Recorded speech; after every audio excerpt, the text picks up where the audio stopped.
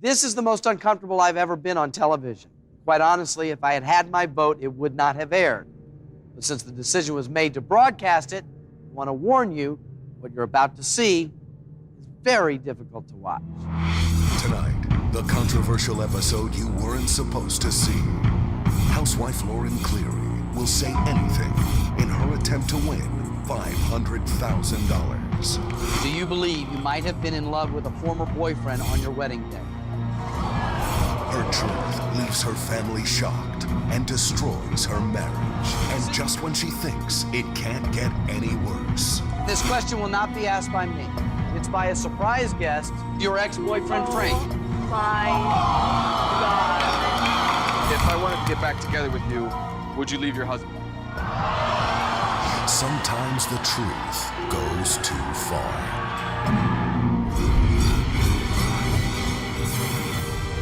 As a result of failed negotiations for higher pay, the entire membership of the Writers Guild of America commenced a 100-day strike in 2007, affecting television in an unprecedented way. How exactly were studios going to keep their consumers' attention with nothing but reruns and a lack of new written content? Well, the answer was simple. Just get rid of the script and keep the cameras rolling.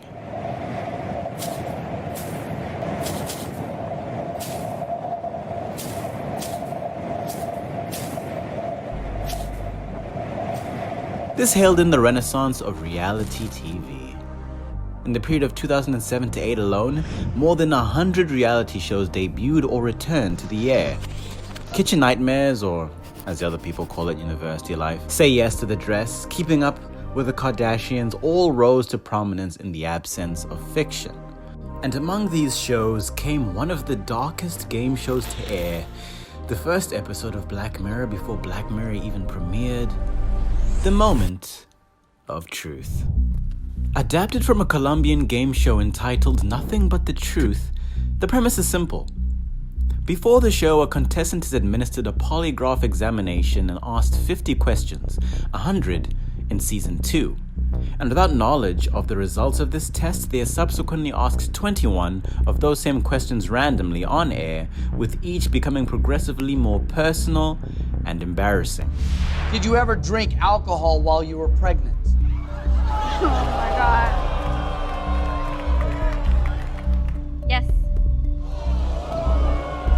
If the contestant answers according to the polygraph results, they move on to the next question. True. However, if a contestant lies or refuses to answer a question after it has already been asked, the game ends. If a contestant manages to answer all 21 questions truthfully, according to the lie detector test, and we all know that those are entirely trustworthy and 100% accurate, they win $500,000. The contestants can call it quits and walk with the amount of money they've earned at certain levels, but if they answer incorrectly at any point after a question is asked, they lose everything. Off of that framework, there are a few additional bonuses to this format, like after the third question, the friends, family, and or workmates of the contestant that are like seated nearby during the show have the option to hit a button that'll switch out the question for another in case it's a bit too personal, but the catch is this button can only be used once. Have you ever had sex with any of your friends' wives? Amy, do you have any idea what the answer to this question might be? Yes. If you don't want to hear the answer, the button's still in play. As reality show, the program enabled audiences to revel in an overt schadenfreude, very akin to incredibly lower-hanging shows like The Jerry Springer Show, and ironically, Jerry Springer hosted the British version of this show. I don't see that as a coincidence. Tinged with a sense of exploitation and fascination with the answer to an ages-old adage. How far are we willing to go for money?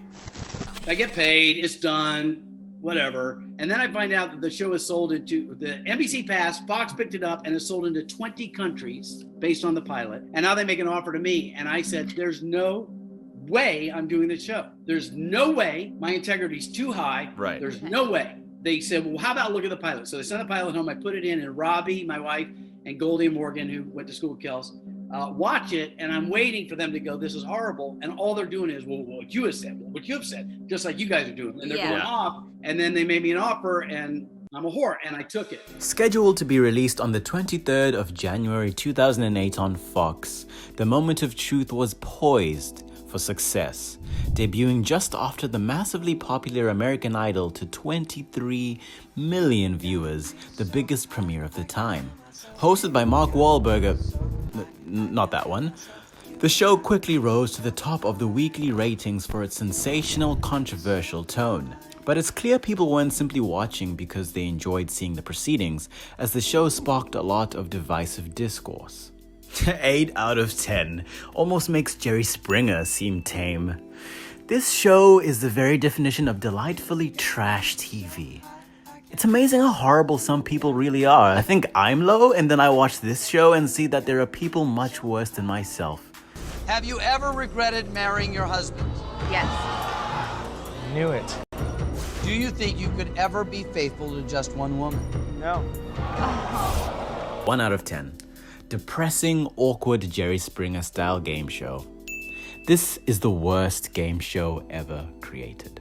They reveal things about the contestant that can break families and relationships apart, and the game show host is such a dork, really, dork, and is so judgmental during the entire game show.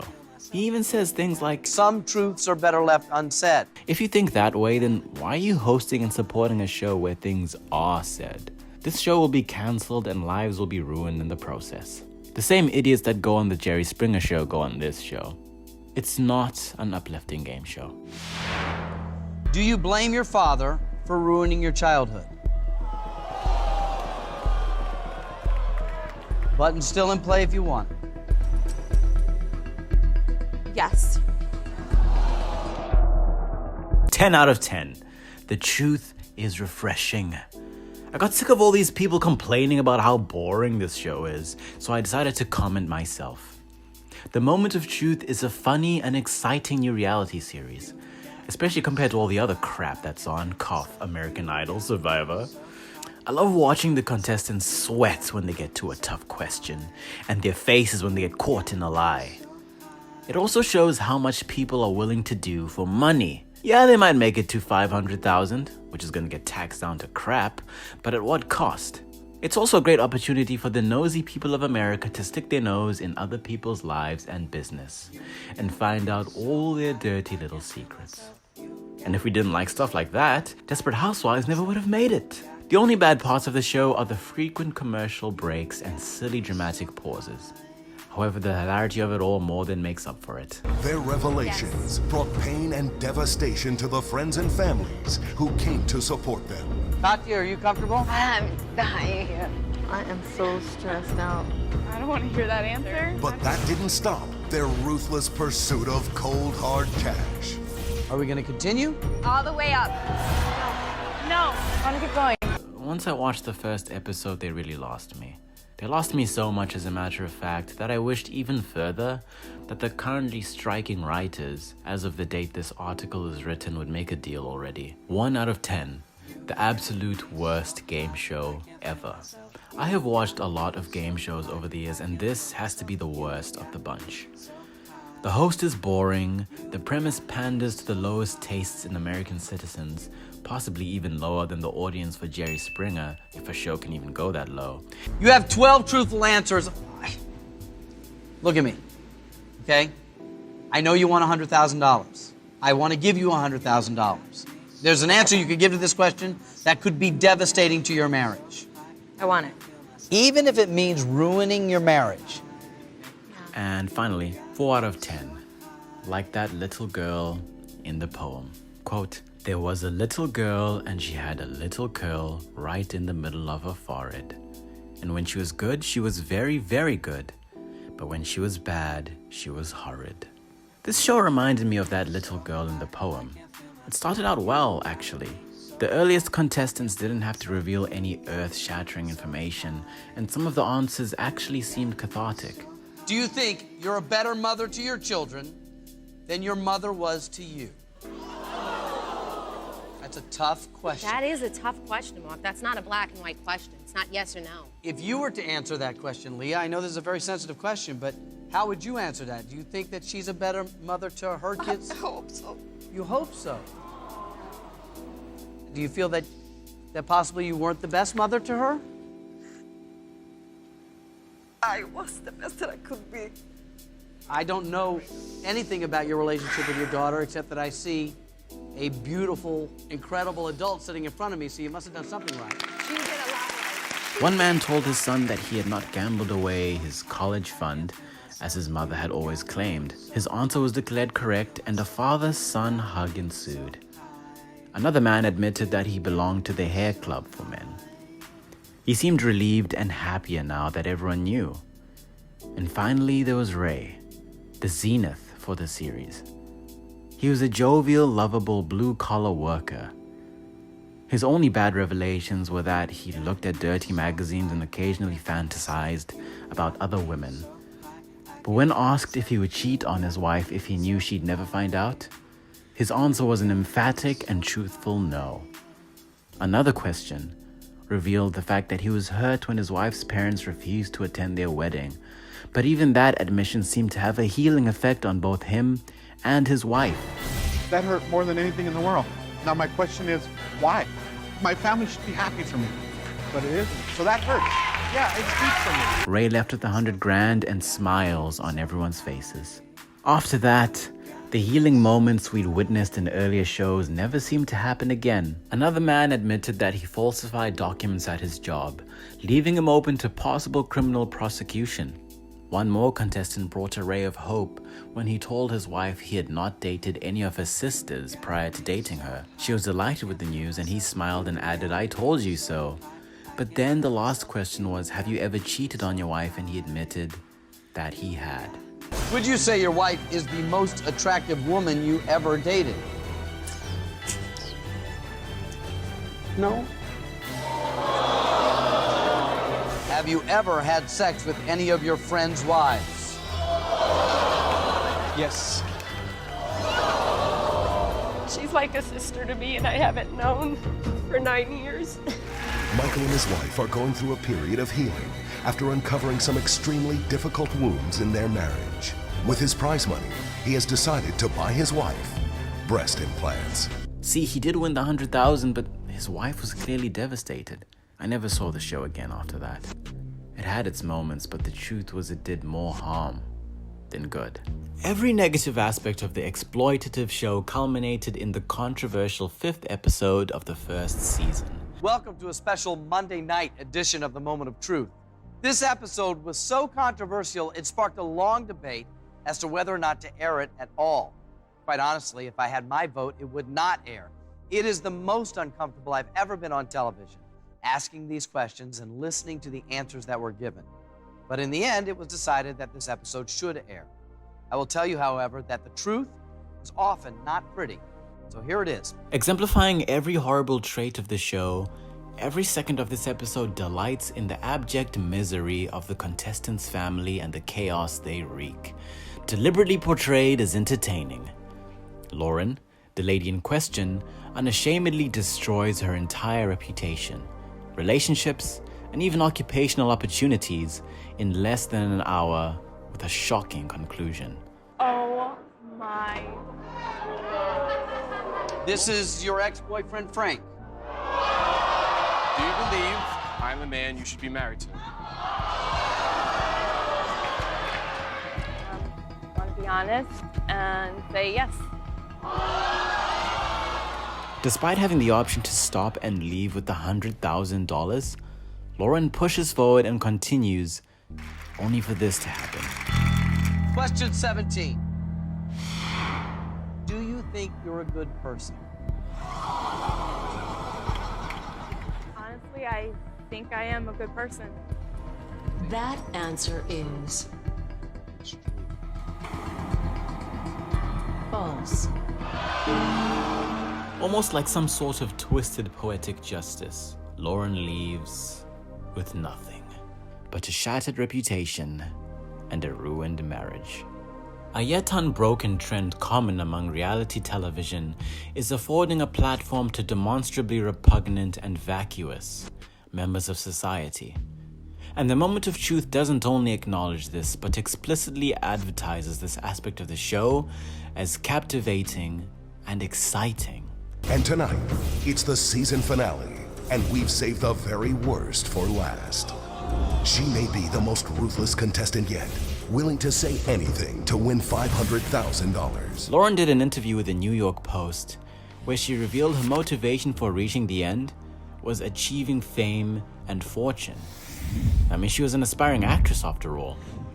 She would eventually return to the show 5 episodes later for an update interview. We're going through our stuff. We're currently not living under the same roof, but I think we both need this to figure out what we want. And finally, she has a message for the American public. Thank you to everybody. Thanks for the negative, thanks for the positive, because it's made me a lot stronger, and it really is true. What doesn't kill you makes you stronger. And I'm glad I can sit here today and say that.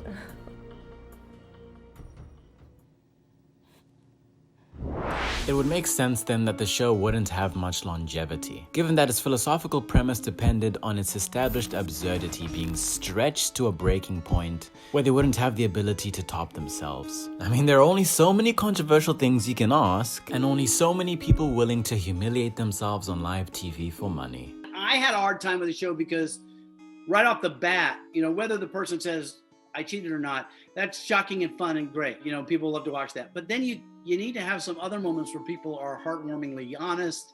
And we had those as well. Yeah. And it dawned on me as we got into the show that they were producing, I want 10 years of success and they want 10 weeks of success. Right. So literally the show started airing and the show would have a promo running in the show saying, next week, the most outrageous episode ever. When you're watching this week, which was the most outrageous episode ever. I mean, if you think this version is insane, the original Colombian version of the show was cancelled after a contestant admitted on air to hiring a hitman to kill her husband. Luckily, the hitman tipped her husband on the planned assassination and he fled safely. The American show, though, would run for another season with an additional 13 episodes before a fully completed 3rd season would be scrapped to make space for a new reality TV show called Hole in the Wall. Now, here in my research, I found a strange contradiction. In his interview with Cody Ko, host Mark Wahlberg says this. There were episodes that never aired. So we did a whole 2nd season and then stock market crashed and, advertisers pulled or whatever story they told me why we were canceled. But we were canceled with really high ratings. However, due to a number of sources, Mark seems to be referring to this 3rd season. While not aired in the United States, apparently this season would end up being sold and broadcast elsewhere overseas. Among these episodes lies the only recipient of the $500,000 top prize, Melanie Williams. In a blog post from 2011, Melanie explains her motivation for appearing on the show. Quote, I grew up in a very strict, closed, and secretive polygamist community. Women are not allowed to speak up and tell the truth.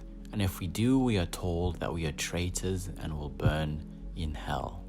Members that belong to the religion Fundamentalist Latter-day Saints all practice polygamy as a part of their religion.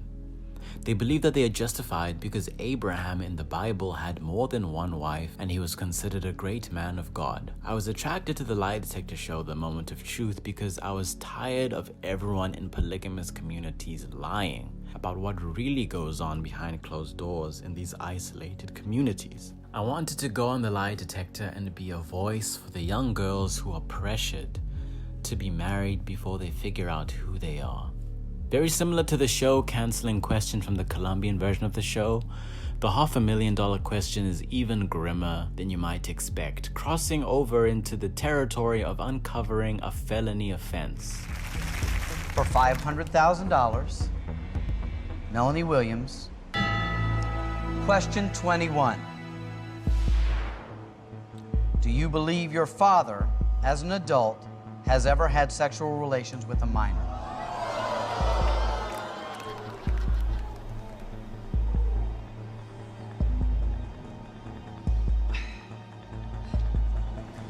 guess.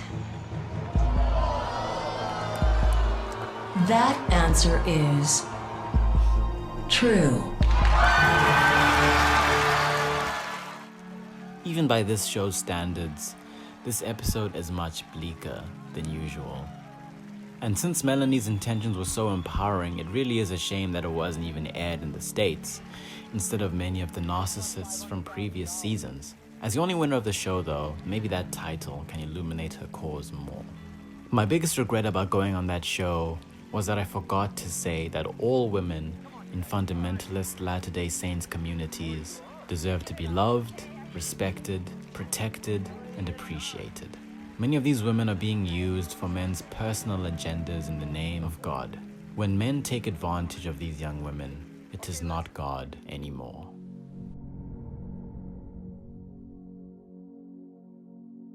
In conclusion, The Moment of Truth's legacy, or lack thereof, remains as an abysmal game show that exploited the most personal and humiliating moments of its contestants' lives, with the contestants themselves sometimes even going as far as to ruin their reputations in the hopes of winning money that a few didn't even receive. It illustrates the depths to which greed can dig the human psyche and sends a largely negative message about the value of honesty. Oh, and just a random side note, an official board game based on the show was released? It says it comes with a lie detector. This is not a lie detector. So we took this apart. I'll attempt to show you it now. So go ahead and ask me a question that you know to be false or true. Is your name Francesca? Yes.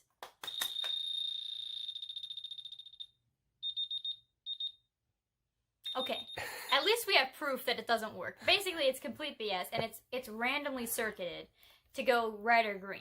Merchandising, I guess. Anyway, if you've gotten this far, thank you so much for watching this video essay. I had a wild ride creating this, and I was inspired by the resurgence that this show has gotten on YouTube in the last few years. The sheer fascination and bewilderment people have now is the same kind of feeling that I had watching this show as a kid when it debuted 13 years ago. It's a phenomenon I really wouldn't have been able to articulate until now. So if you're interested in watching more video essays on film, television, and more in the entertainment sphere, subscribe to the channel. I'm also going to be doing a lot more weird videos about the most insane and outrageous reality shows, so stay tuned if you enjoyed this one. This channel is going to be going through a bit of a metamorphosis, and I'm incredibly excited to finally get back into it and just make some amazing content. So I'll see you in the next one. And just to close on that, if I were to do Moment of Truth again, it would be a talk show format with one question only.